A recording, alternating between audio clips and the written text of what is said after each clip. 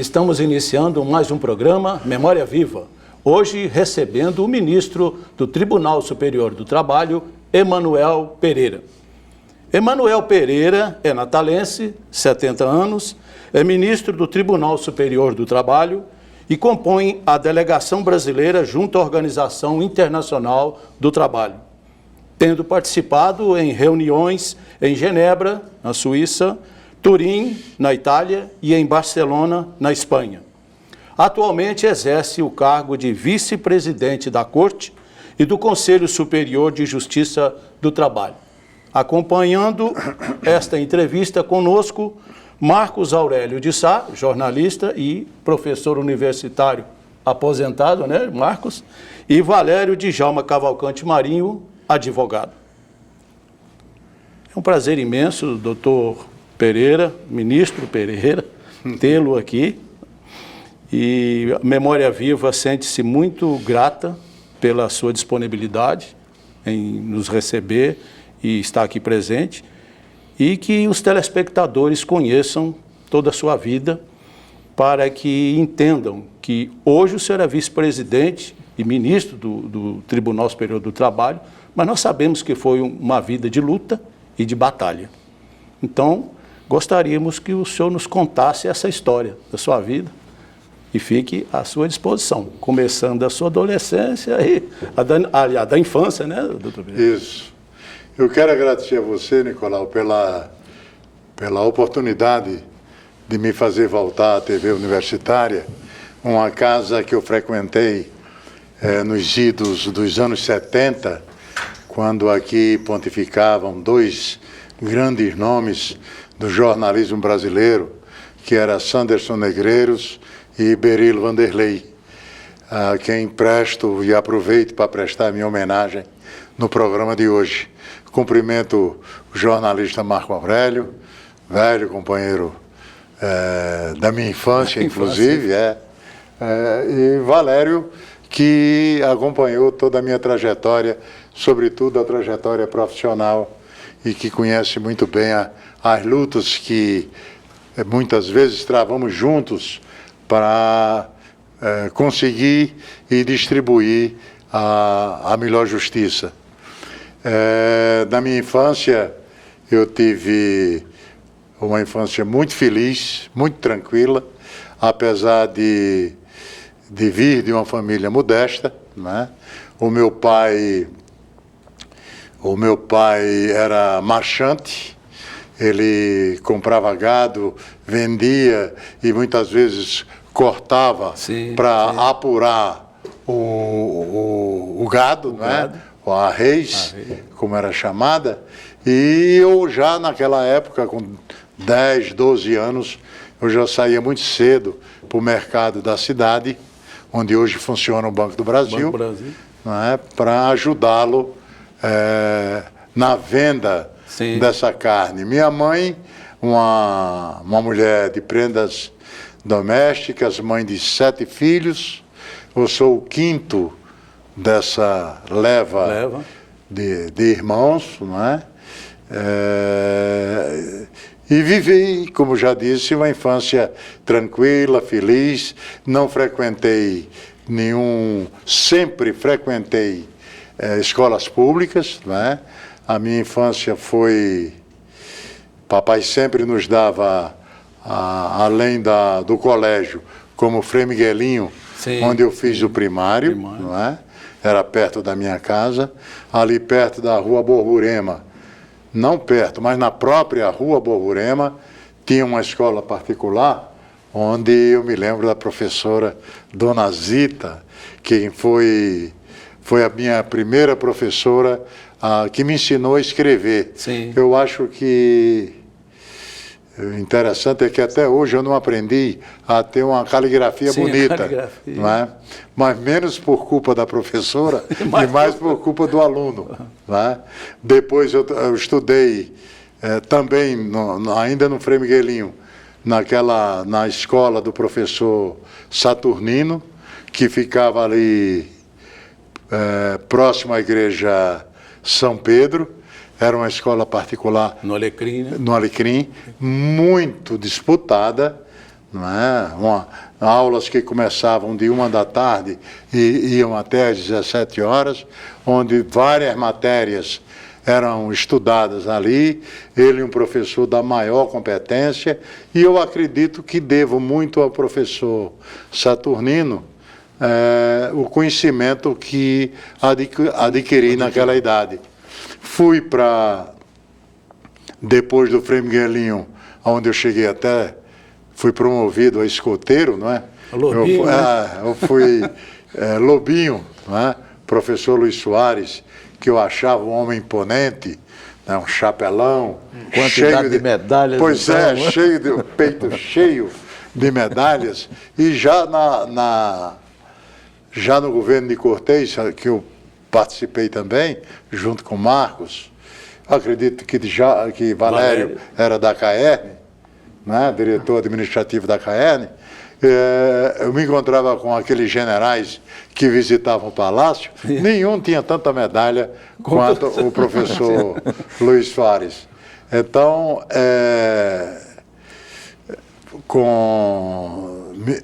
eu era na faixa de 8 anos por aí, sim, eu me lembro que tinha Bulhões, que era médico, falecido recentemente, não é? Grande figura. Ele era escoteiro mesmo. E eu, Lobinho.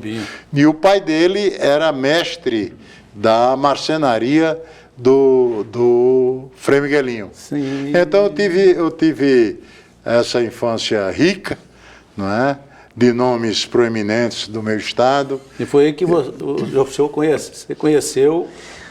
Porque aí... Foi um pouquinho quase adolescente, né, na Pereira? fase de quase adolescente, sim, nós nos mudamos para o Tirol, não é? Ali no conjunto do IAPC, que era, sim, eu acho que era um conjunto de casas no meio do deserto, não é? Porque não tinha, a não ser o quartel de polícia, que era ali e é até hoje. E o América?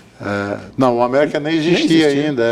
Existia ali na Macharanguape. Existia o campo antigo, era só a sede esportiva, não tinha aquela, a Babilônia. A Babilônia da... e o calçamento era só até a Rua Pudi, dali para frente era uma areia. Pois e aquela, a Prudente de Moraes, não é? Sim. Onde ficava o conjunto do IAPC, aquilo tudo, sim, era areia. Hein? Campo de Peladas. Campo de Pelada, onde hoje tem edifícios, pontificaram, né, grandes times, não é? Como o Esmaga-Sapo, que eu pertencia.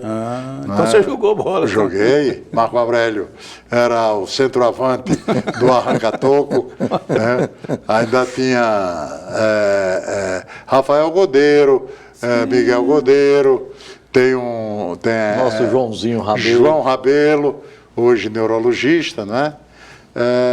E tantos outros amigos de infância e de adolescência. João Revoredo, que foi do Banco do Brasil. Bartolomeu Bartola, né? Olha aí, o grande Bartolomeu. Carlão. Carlão. Teve muita gente que enriqueceu, não é? A minha infância e um pouco da minha adolescência. Na verdade, na minha adolescência, eu comecei a trabalhar muito cedo. Como eu disse, né? Desde os 10, 12 anos eu já ajudava meu pai. Mas depois eu vim levado pelas mãos do meu irmão, José Antônio, que era o mais velho e que era um locutor de rádio muito famoso na época. Chegou, né, a vereador, mais votado foi vereador, de Natal. Exatamente, época. Foi o mais votado de Natal. Vereador da Rádio Nordeste. Rádio Nordeste. Rádio Nordeste. E ele fazia um programa na Rádio Nordeste onde era patrocinado pelas Casas C. Barros. E foi lá onde eu comecei a trabalhar pela segunda vez, porque na primeira foi nas lojas Utilar, ali na Tavares de Lira. Eu tomava conta da seção de bicicletas. Freire, o Grupo Gessé Freire. Grupo Gessé Freire, lojas Utilar, exatamente. Aí fui para as Casas C. Barros, não é?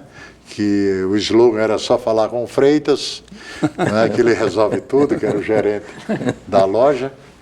Não é? E depois das Casas C. Barros, onde eu aprendi a manusear aquelas peças de tecidos, sim. medi-las e tal. Eu fui trabalhar, tive meu primeiro emprego em rádio, que foi na Rádio Rural, que estava no auge da audiência. A Rádio Rural, no tempo de Dom Eugênio Salles. Dom Eugênio Salles. Era a única que era captada em todo o estado. Isso, porque tinha aquele rádios cativos, né? Sistema de educação de massa, no Educação interior através do educação rádio. de Foi pioneirismo, né? E a Arquidiocese tinha uma liderança enorme e Pereira era o locutor de maior audiência do estado. O vozeirão. Pronto, e ali comecei junto com o Zé Wilde, Nizardo Medeiros, que hoje está na Bandeirantes. Depois eu fui para a Rádio... Não, primeiro a Poti, que Luiz Maria Alves, né? Maria Alves. Não aceitava... Para mim foi a glória trabalhar na Rádio Poti, porque Luiz Maria Alves era muito exigente com os funcionários, né? Com seus funcionários, sobretudo o da rádio. Trabalhei lá, trabalhei na Nordeste, depois fui levado, convidado pelos irmãos de Rubem Maris, filho de Dinarte, que fui ganhando um salário fantástico.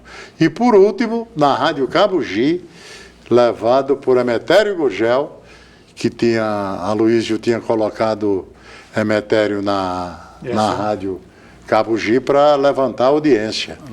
Eu acho que isso já depois de Aloysio Cassado, não é isso? Isso, exatamente. Que a Cabugi funcionava ali ao lado da Igreja São Pedro. Porque foram caçados os irmãos todos que não podiam ficar à frente da rádio. Sim. E a Aloysio então convidou o jornal. E na época era o maior cronista social da cidade, o mais importante. Gil Braz. Que era o Gil Braz, nosso grande Emetério. E Emetério, querendo aumentar a audiência da rádio, convidou Pereira. Foi. E esse é o aniversário político dele. Aí aumentou a audiência. E eu fui com um salário que eu jamais pensei na vida em receber. E foi a oferta que fez Emetério Gurgel e conseguiu realmente levar a Cabugi a um patamar de audiência altíssimo, não é? A partir dali a Cabugi alcançou a liderança e manteve. Por muitos e muito tempo.